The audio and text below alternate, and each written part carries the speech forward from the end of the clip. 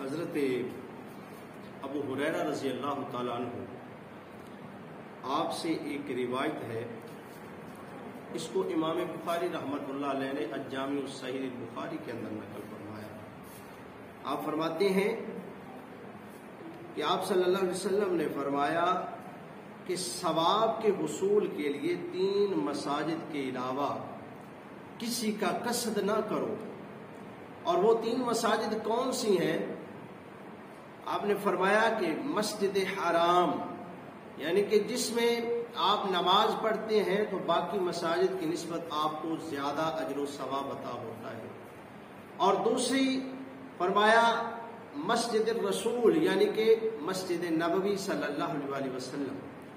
اس کے بارے میں فرمایا کہ اس کا بھی قصد کرو، اور تیسری جو مسجد ہے اس کے بارے میں فرمایا کہ وہ مسجد اقصی ہے، جس میں تم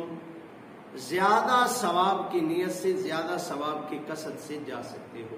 اور اگلی جو روایت ہے سنن نسائی کے اندر، اس کو کتاب المساجد کے اندر نقل فرمایا کہ سیدنا عبداللہ بن عمر رضی اللہ تعالیٰ عنہ سے روایت ہے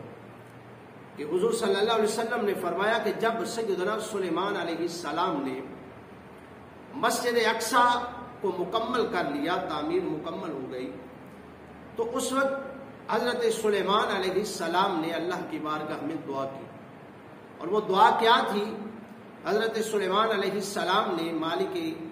حقیقی کی بارگاہ میں التجا کی کہ مولا، جو بھی اس مسجد کے اندر نماز پڑھنے کے لیے آئے، نماز کی نیت سے آئے، اس مسجد میں آئے، تو فرمایا کہ